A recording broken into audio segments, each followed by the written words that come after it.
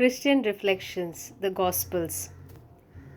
Once one man became the total embodiment of God made flesh, the rest of humanity were left looking beyond themselves to a matchless paragon of virtue instead of realizing their own Christ power within.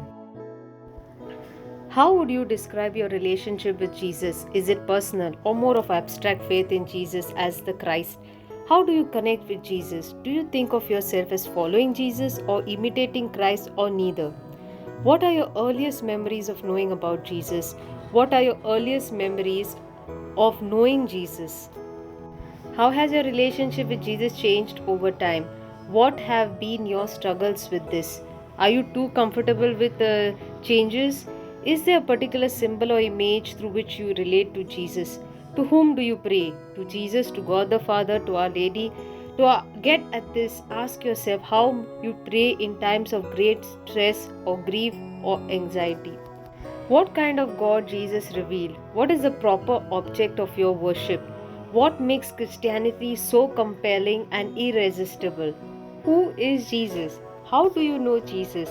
How to faithfully follow Jesus? What kind of spiritual journey is it? Have we domesticated Jesus' message? What is humanity of Jesus? How to follow Jesus in suffering? Is Jesus a challenge to me? Can I grow in my suffering, or do I excuse that He is God and I can continue in my way of life? What have I done with my faith, beliefs, sacraments, services? Am I joyful in my relationship to God? Jesus did not come to change the mind of God on humanity, but He came to repair and bridge the gap of God and humanity. Jesus came to change humanity's mind when they look at God. The Gospels are not a history, they are symbols and metaphor telling us a portrait of Jesus. He is one who was more deeply and fully alive than anyone else I have ever encountered. I see him pointing to something he calls the realm or the kingdom of God, where there are new possibilities demand to be considered. It is a new consciousness. I see him as one who was constantly dismantling the barriers that separate people from one another. People of different backgrounds, cultures, men, women, poor, rich, and the different social strata. I see him inviting his followers to join with him, to walk without fear, beyond those security and other beliefs, prejudices, boundaries that always prohibit, block, or deny our access to a deeper humanity.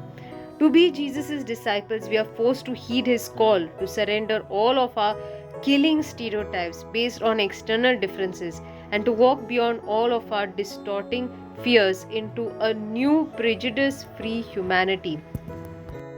As I open myself to this new understanding of Jesus, how do I take it forward as part of my life and living within a culture that is not ready for it? In what ways can I deal with the fears that block me from being more fully human and openly relating in my world? How do we Christians live and share this understanding of Jesus within a clerical church? To be more like Jesus, trust Him, defend life, see people like Him, pass on the good news of Christ, imitate Him in life as well as in death, have His mind in viewing God as Abba, love the poor. A real spiritual search is not an imagination. I am in God's arm. He is real. I can think about Jesus knocking at my door. Am I close to the doctrine of Christ and the church? I am not a seeker, for the gospel brings freshness to my life. I listen to His voice. I get the graces of the gospel. I regain myself in my sufferings and I return to my Galilee, the place where I started. Before Easter, after Easter, Christ is with me. Christ the Word. He is before time. He is the expression of the divine in the creation. He shows us the path to God. Gestures of love. Help others discover their humanity. Do acts of service. Extend yourself and listen to others. Be patient with others. Engage in conversation they are interested in. Open your mind and heart to listen to people about their lives and how they live the Christian life. And whatever other ways we can show love, we need to show, especially through our service, gifts, words, and deeds of kindness.